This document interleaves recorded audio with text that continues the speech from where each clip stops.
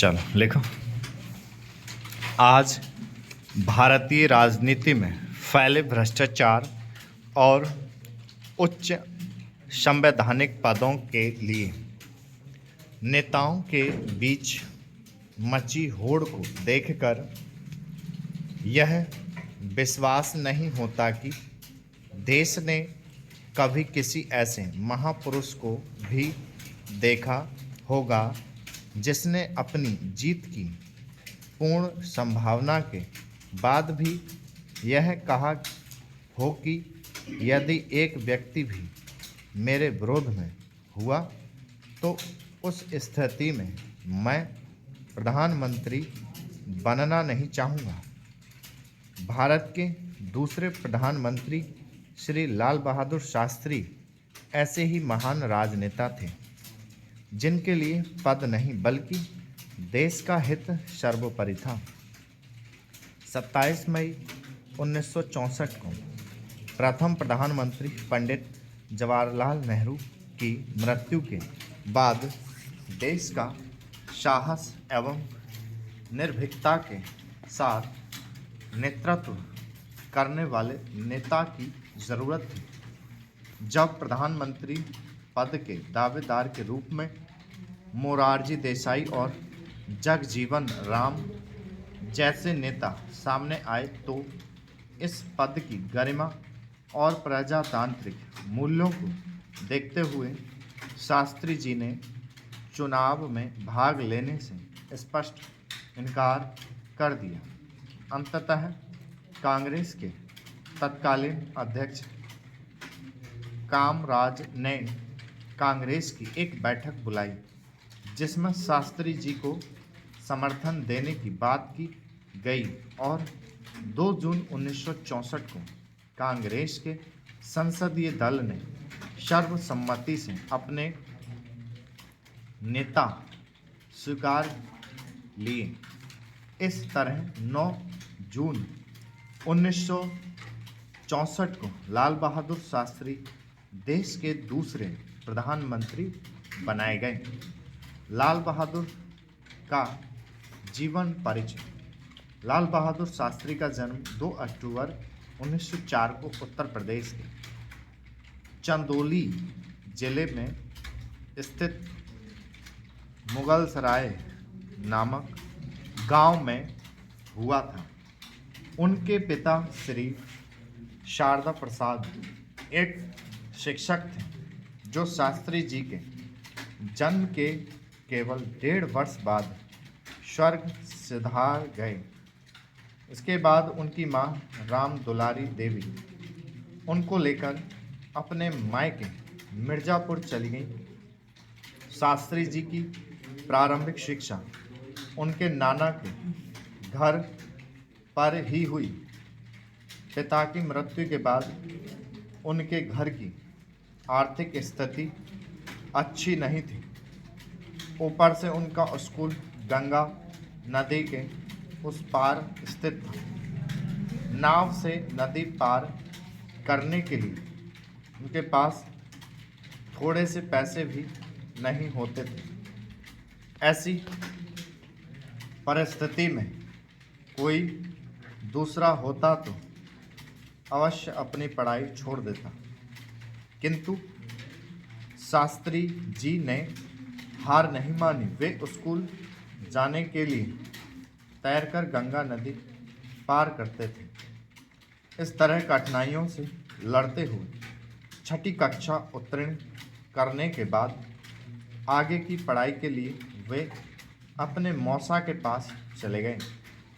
वहाँ से उनकी पढ़ाई हरिश्चंद्र हाई स्कूल तथा काशी विद्यापीठ में हुई। वर्ष 1920 में गांधी जी के असहयोग आंदोलन में भाग लेने के लिए उन्होंने अपनी पढ़ाई छोड़ दी, किंतु बाद में उन्हीं की प्रेरणा से उन्होंने काशी विद्यापीठ में प्रवेश लिया और वहाँ से वर्ष 1925 में शास्त्री की उपाधि प्राप्त की। शास्त्री की उपाधि मिलते ही उन्होंने जन्म से चला आ रहा जाति सूचक शब्द श्रीवास्तव हमेशा के लिए हटा लिया तथा अपने नाम के आगे शास्त्री लगा लिया। इसके बाद वे देश सेवा में पूर्णतः संलग्न हो गए। स्वतंत्रता आंदोलन में योगदान गांधी जी की प्रेरणा से ही शास्त्री जी अपनी पढ़ाई छोड़कर स्वाधीनता संग्राम में कूद पड़े थे और उन्हीं की प्रेरणा से उन्होंने बाद में काशी विद्यापीठ से शास्त्री की उपाधि भी प्राप्त की। इससे पता चलता है कि उनके जीवन पर गांधी जी का काफ़ी गहरा प्रभाव था और बापू को वे अपना आदर्श मानते थे। वर्ष 1920 में असहयोग आंदोलन में भाग लेने के कारण 2.5 वर्ष के लिए जेल में भेज दिए जाने के साथ ही उनके स्वतंत्रता संग्राम का अध्याय शुरू हो गया था। कांग्रेस के कर्मठ सदस्य के रूप में उन्होंने अपनी जिम्मेदारी निभानी शुरू की। वर्ष 1930 में नमक सत्याग्रह में भाग लेने के कारण उन्हें पुनः जेल भेज दिया गया। शास्त्री जी की निष्ठा को देखते हुए पार्टी ने उन्हें उत्तर प्रदेश कांग्रेस का महासचिव बनाया। ब्रिटिश शासनकाल में किसी भी राजनीतिक पार्टी का कोई पद कांटों की सेज से कम नहीं हुआ करता था, पर शास्त्री जी वर्ष 1935 से लेकर वर्ष 1938 तक इस पद पर रहते हुए अपनी जिम्मेदारी निभाते रहे। इसी बीच वर्ष 1937 में वे उत्तर प्रदेश विधानसभा के लिए चुन लिए गए और उन्हें उत्तर प्रदेश के मुख्यमंत्री का संसदीय सचिव भी नियुक्त किया गया। साथ ही वे उत्तर प्रदेश कमेटी के महामंत्री भी चुने गए और इस पद पर वर्ष 1941 तक बने रहे। स्वतंत्रता संग्राम में अपनी भूमिका के लिए देश के इस सपूत को अपने जीवन काल में कई बार जेल की यातनाएं सहनी पड़ी थी।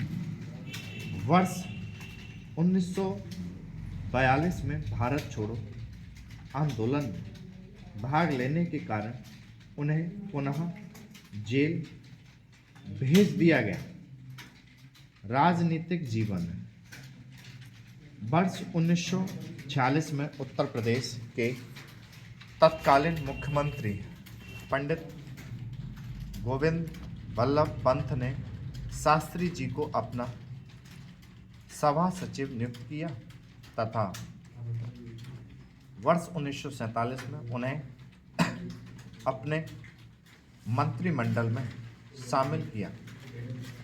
गोविंद वल्लभ पंत के मंत्रिमंडल में उन्हें पुलिस और परिवहन मंत्रालय सौंपा गया। परिवहन मंत्री के कार्यकाल में उन्होंने प्रथम बार महिला संवाहकों की नियुक्ति की थी।